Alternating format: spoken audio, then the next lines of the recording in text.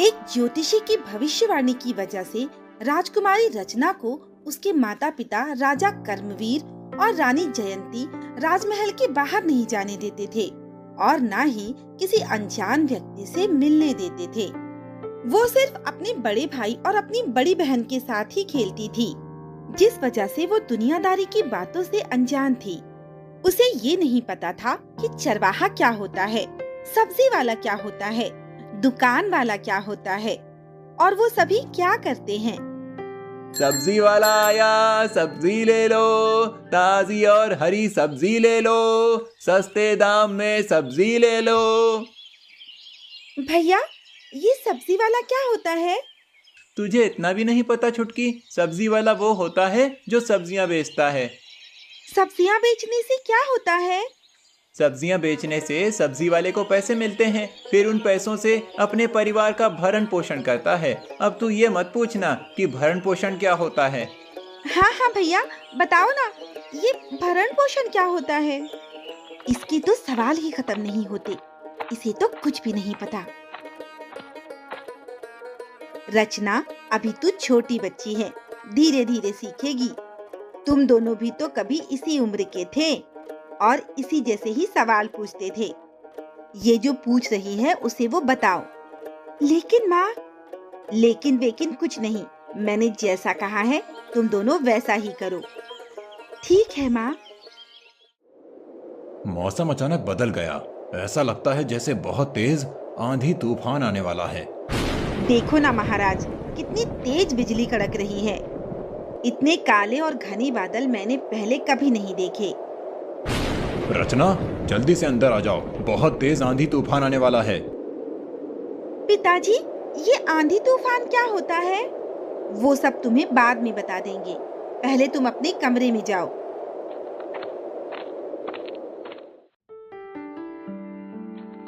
मुझे कोई भी कुछ नहीं बताता।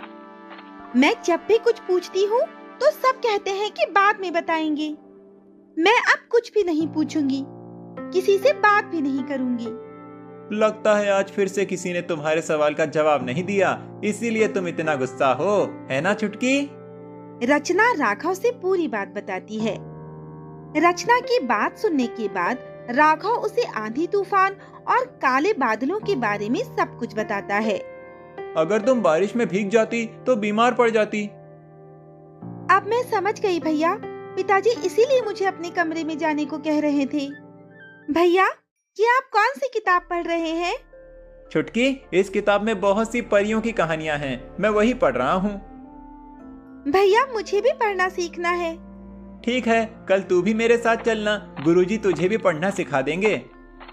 रचना महल से बाहर नहीं जाएगी, गुरुजी यहाँ आकर उसे पढ़ना सिखा देंगे। बच्चों, तुम जल्दी से सो जाओ, कल सुबह जल्दी उठना है। क्यों माँ, कल क्या है? कल हम सब तुम्हारे मामा जी के यहाँ जा रहे हैं। अरे वाह, फिर तो बड़ा मजा आएगा। नानी मुझे बहुत सारे खिलौने और ढेर सारी मिठाइयाँ देंगी और मामा जी मुझे नए नए कपड़े देंगे। तुम कहीं नहीं जाओगी, तुम यही रहोगी। नहीं माँ, मैं भी जाऊंगी मामा जी के घर, मुझे वहाँ बहुत अच्छा लगता है। मामा जी के घर सिर्फ सपना और राघव ही जाएंगे, तुम महल से बाहर कहीं नहीं जाओगी। एक एक दिन करके 10 साल बीत गए और 7 साल की रचना अब 17 साल की हो गई थी। इन 10 सालों में रचना को ना तो महल से बाहर जाने दिया गया और ना ही उसे किसी अनजान व्यक्ति से मिलने दिया गया। इसीलिए उसकी एक भी सहेली नहीं थी, जिस वजह से महल में सभी सुख सुविधाएं मिलने के बाद भी महल उसे कैद खाने की तरह लगने लगा था।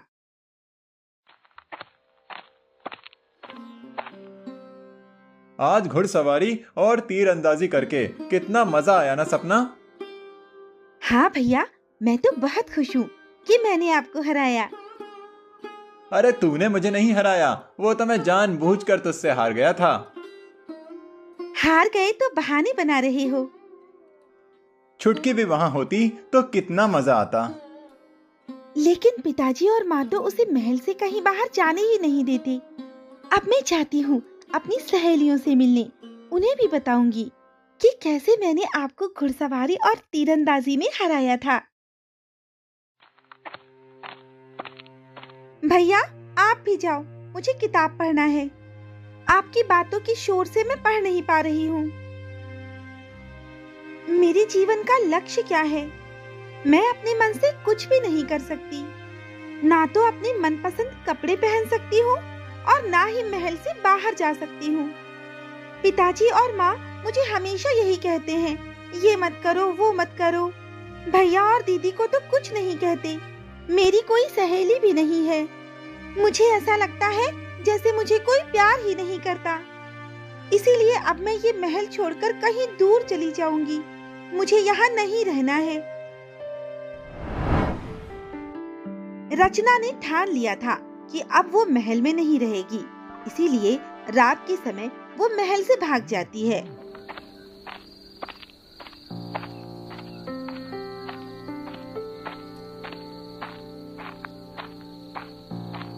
कितना घना जंगल है और यहाँ कितना अंधेरा भी है। मुझे तो बहुत डर लग रहा है। लगता है मुझे वापस लौट जाना चाहिए। नहीं, मैं वापस महल कभी नहीं जाऊंगी।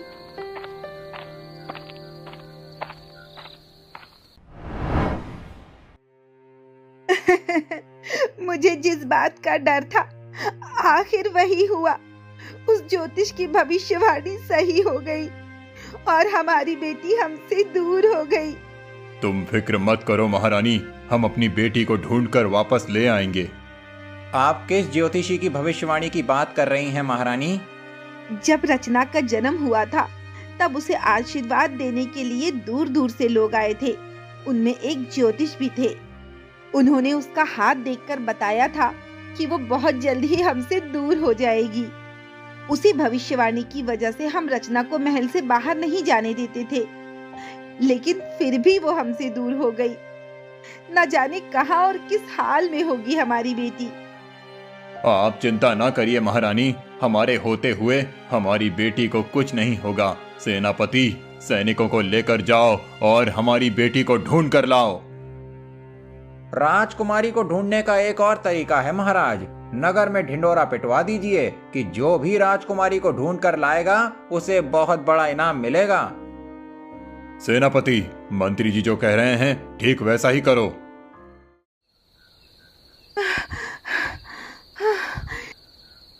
चलते चलते रात से सुबह हो गई। मैं बहुत थक गई हूँ।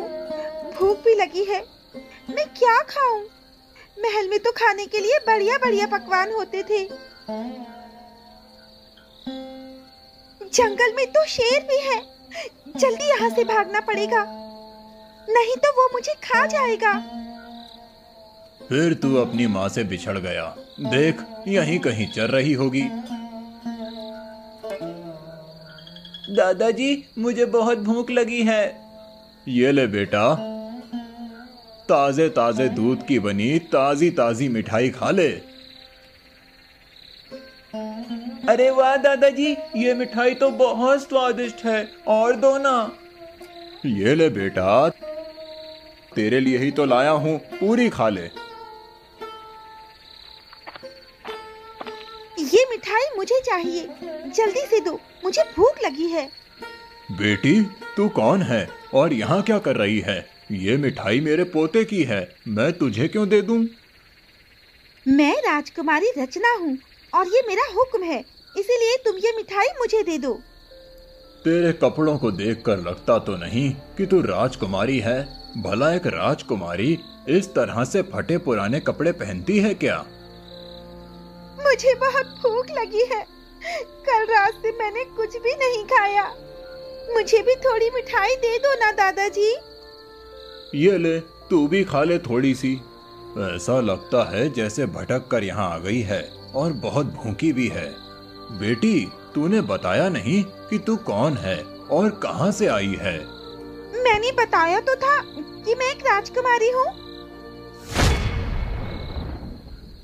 राहुल बेटा, ऐसा लगता है जैसे शेर यहाँ आसपास ही है। जल्दी से गायों को लेकर यहाँ से चलना चाहिए।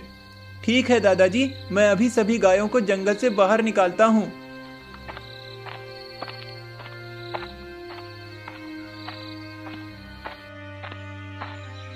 बेटी, तू हमारे पीछे क्यों आ रही है? जा, अपने घर जा। नहीं, मैं अपने घर नहीं जा सकती। क्यों नहीं जा सकती? मैं वहाँ से भाग कर आई हूँ। अब मैं वहाँ कभी नहीं जाऊंगी। अच्छा, तो ये बात है। लेकिन तू घर से भागी क्यों? मैं अपने घर से इसीलिए भागी हूँ क्योंकि मुझसे कोई भी प्यार नहीं करता था। मुझे महल के बाहर निकलने भी नहीं देते थे। मुझे वहाँ अच्छा नहीं लगता था। अगर ये सच में घर से भागी है तो इसके घर वाले इसके लिए बहुत परेशान हो रहे होंगे।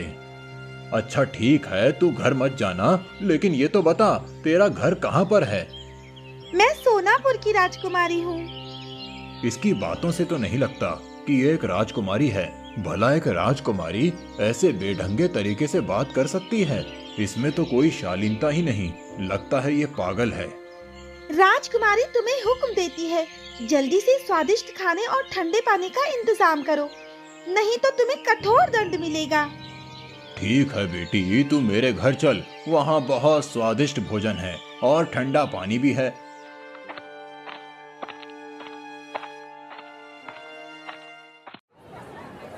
सुनो सुनो सुनो, राजकुमारी रचना कहीं चली गई हैं। जो भी उन्हें ढूंढ कर लाएगा, राजा जी उसे बहुत बड़ा इनाम देंगे। सुनो सुनो सुनो। बहुत अच्छा मौका है अमीर बनने का। अभी राजकुमारी को ढूंढने के काम में लग जाता हूँ। तू नहीं, मैं ढूंढूंगा राजकुमारी को और राजा जी मुझे इनाम देंगे। तुम दोनों लड़ो मत और दोनों ही राजकुमारी को ढूंढने के काम में लग जाओ।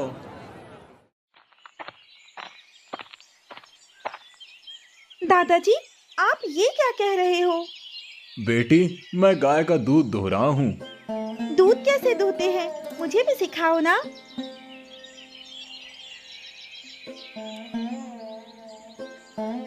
अरे वाह बेटी, तू तो बहुत जल्दी सीख गई। सीखूंगी कैसे नहीं दादाजी, राजकुमारी जो हूँ। ये अभी भी खुद को राजकुमारी ही समझ रही है। मुझे इसके माता पिता को ढूंढना होगा। वो इसे ढूंढने के लिए ना जाने कहां कहां भटक रहे होंगे। ना जाने राजकुमारी जी कहां चली गईं। पूरे शहर में उन्हें ढूंढ लिया, लेकिन वो कहीं नहीं मिली। अब तो बस जंगल और गांव ही बचा है जहां हमने राजकुमारी को नहीं ढूंढा। मैं तो थक गया राजकुमारी जी को ढूंढते ढूंढते। कितने दिनों से अपने घर नहीं गया। अब तो मैं अपने घर जा रहा हूँ। हाँ भाई, अब मैं भी अपने घर जा रहा हूँ। मुझे तो ऐसा लगता है जैसे राजकुमारी जी किसी दूसरे राज्य चली गई हैं, या किसी दुश्मन राज्य ने साजिश करके राजकुमारी जी को अगवा कर लिया है। हमारे राज्य में घुसकर राजकुमारी जी को अगवा करने की हिम्मत किसी में नहीं है। राजकुमारी जी हमारे ही राज्य में कहीं हैं। उन्हें अच्छे से ढूंढो। राहुल बेटा, मेरी बात सुनो। आज तू अकेले इन गायों को चराने ले जा। आज मुझे जरूरी काम से जाना है। मैं शाम तक लौट आऊंगा। तब तक तू इन गायों का ख्याल रखना। जी दादाजी।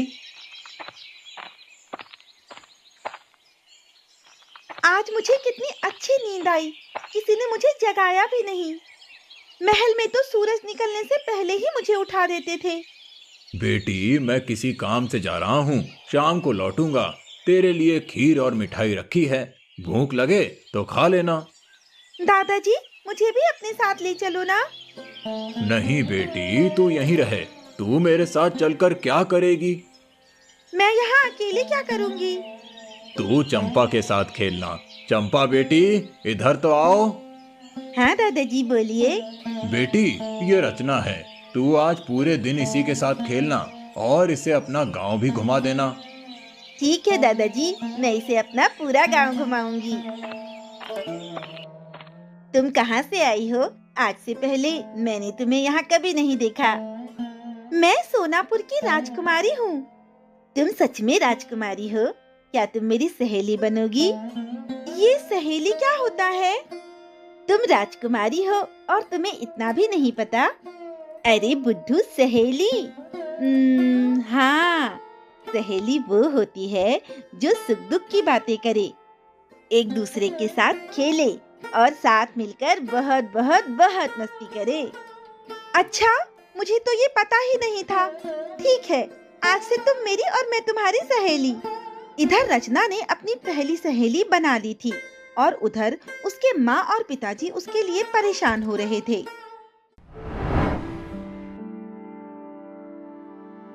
महाराज, मैंने सैनिकों के साथ मिलकर पूरे शहर में ढूंढ लिया, लेकिन राजकुमारी जी कहीं नहीं मिली। फिर तो ऐसा लगता है कि जैसे राजकुमारी जी शहर से कहीं दूर चली गई हैं। ठीक है सेनापति जी, आप हमारी बेटी को शहर से बाहर भी ढूंढिए। मुझे क्या पता था कि उस ज्योतिष की भविष्यवाणी सच हो जाएगी। नहीं तो मैं हमेशा उसे अपने पास ही रखती। न जाने कहाँ और किस हाल में होगी मेरी बेटी। उसने कुछ खाया भी होगा या नहीं। तुम चिंता ना करो रानी, हमारे सैनिक बहुत ही जल्द रचना को ढूंढ लेंगे। कैसे चिंता ना करूं महाराज, कितने दिन हो गए मैंने उसका चेहरा भी नहीं देखा। आप चिंता ना करो माँ, मैं जा रहा हूँ अपनी छुटकी को ढूंढने के लिए। हाँ माँ, मैं भी भैया के साथ जाऊंगी। ठीक है, जाओ, लेकिन अपना ख्याल रखना और जल्दी वापस आना।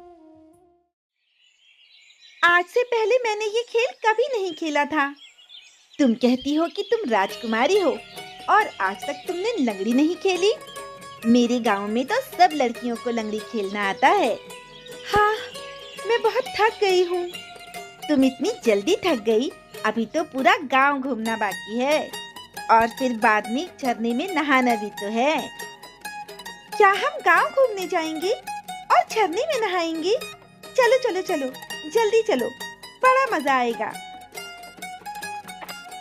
चंपा रचना को पूरा गांव घुमाती है, जिसके बाद वो दोनों झरने में नहाने जाती हैं। आज से पहले मैंने ये झरना कभी नहीं देखा था और ना ही मैं कभी इस झरने के नीचे बैठकर नहाई हूँ। तुम इतनी बड़ी हो गई और तुमने आज तक झरना नहीं देखा? तुम तो कहती हो कि तुम राजकुमारी हो। भला एक राजकुमारी होकर ऐसा कैसे हो सकता है? मुझे तो लगता है कि तुम झूठ बोल रही हो। तुम कोई राजकुमारी नहीं हो। चंपा की बात रचना को अच्छी नहीं लगती, इसीलिए वो उसे शुरू से सब कुछ बता देती है। लेकिन तुम्हारे माता पिता तुम्हारे साथ ऐसा क्यों करते थे? मुझे क्या पता, उन्होंने कभी मुझे बताया ही नहीं। अब उनसे मिलना तो पूछ लेना। नहीं नहीं, अब मैं उनके पास कभी नहीं जाऊंगी। अगर मैं वहाँ गई तो वो लोग मुझे फिर से महल में कैद कर देंगे। मुझे वहाँ बिल्कुल भी अच्छा नहीं लगता। मुझे यहाँ बहुत अच्छा लगता है। अब मैं हमेशा तुम्हारे साथ रहूंगी। ठीक है, अभी घर वापस चलते हैं। कल भी तुम मुझे घुमाने ले चलोगी ना? हाँ, कल हम दोनों घूमने जाएंगे। अब मैं घर जाती हूँ। कल भी तुम मुझे घुमाने ले चलोगी ना? हाँ, कल हम दोनों घूमने जाएंगे। अब मैं घर जाती हूँ। तुझे पता है, छोटी राजकुमारी को ढूंढने राजकुमार और बड़ी राजकुमारी भी गए हैं। हाँ हाँ, मुझे भी पता है। क्या हुआ? तुम किस राजकुमारी के बारे में बात कर रहे हो? लगता है तुम यहाँ के नहीं हो, इसीलिए राजकुमारी के बारे में नहीं पता। राजा जी की सबसे छोटी बेटी है ना, राजकुमारी रचना, वो बहुत दिनों से लापता हैं। उन्हीं को सब लोग ढूंढ रहे हैं। कहीं ये लोग उसी के बारे में तो बात नहीं कर रहे जिसे मैं पागल कह रहा हूँ? तब तो फिर मुझे राजा जी को उसके बारे में बताना चाहिए। भाई, मुझे राजा जी से मिलना है। क्या तुम बता सकते हो कि उनका महल कहाँ है? यहाँ से सीधे जाना, फिर दाएं मुड़ जाना और बाएं मुड़कर देखोगे तो तुम्हें राजा जी का महल दिख जाएगा। ठीक है भाई, तुम्हारा बहुत बहुत धन्यवाद। अब मैं चलता हूँ।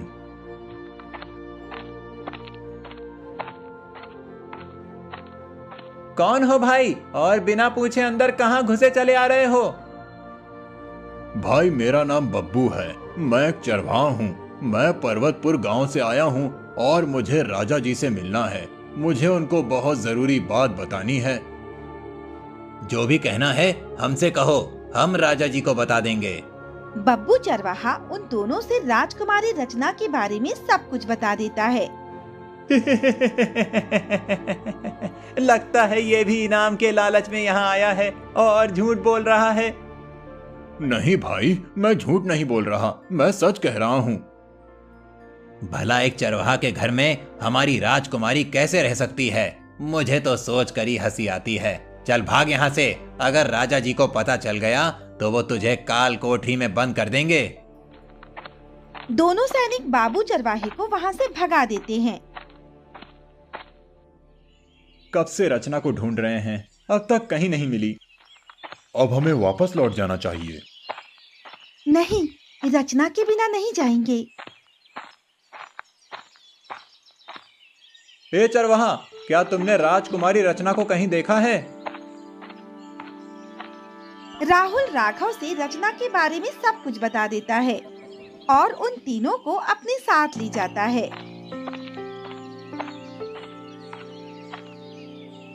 छुटकी, तू यहाँ क्या कर रही है? माँ और पिताजी तेरे लिए बहुत परेशान हैं। हमारे साथ चल। नहीं भैया, मैं अब वहाँ कभी नहीं जाऊंगी। पिताजी और माँ मुझे महल से बाहर कहीं नहीं निकलने देते। वो मुझे प्यार भी नहीं करते। वो दोनों तुझसे बहुत प्यार करते हैं। तेरे बिना माँ का रो रो कर बहुत बुरा हाल है। मैं नहीं जाऊंगी।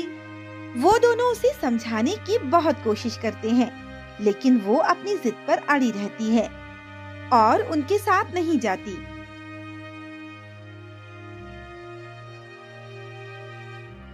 पिताजी, हमने ये पता लगा लिया है कि रचना कहाँ है। तो फिर उसे अपने साथ क्यों नहीं लाए? मैंने उसे साथ लाने की बहुत कोशिश की, लेकिन वो हमारे साथ आने को तैयार नहीं थी। ठीक है, हम खुद उसे लेने जाएंगे।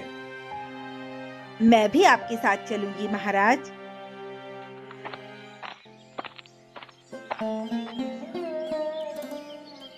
राजमहल छोड़कर हमारी बेटी एक चरवाहे के यहाँ गाय का दूध दूह रही है।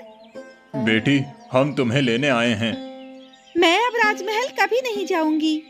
तेरे माता पिता तुझे बहुत प्यार करते हैं, इसीलिए वो तुझे लेने आए हैं। नहीं, मुझे कोई प्यार नहीं करता। हम दोनों तुझसे बहुत प्यार करते हैं बेटी। तो फिर मुझे महल से बाहर क्यों नहीं जाने देते थे? ना ही मुझे भैया और दीदी की तरह घुड़सवारी सिखाई, ना ही मुझे पढ़ने दिया। रचना की बातें सुनने के बाद जयंती उसे ज्योतिषी की भविष्यवाणी के बारे में सब कुछ बता देती है। मैं तुझे खोना नहीं चाहती थी बेटी, इसीलिए तुझे कभी महल से बाहर नहीं जाने दिया। महाराज, मैं बहुत दिनों पहले राजकुमारी के बारे में आपको बताने आया था, लेकिन सैनिकों ने मुझे आपसे मिलने नहीं दिया। अपनी माँ से सच जानकर रचना महल में वापस चली गई। उस दिन के बाद उस ज्योतिषी की भविष्यवाणी को नजरअंदाज करके रानी जयंती और राजा कर्मवीर ने रचना पर लगी सारी पाबंदियां हटा ली, जिसके बाद रचना ने भी अपने भाई और बहन की तरह घुड़सवारी और तीरंदाजी सीखी। वो अपनी सहेली चंपा से भी मिलने जाने लगी।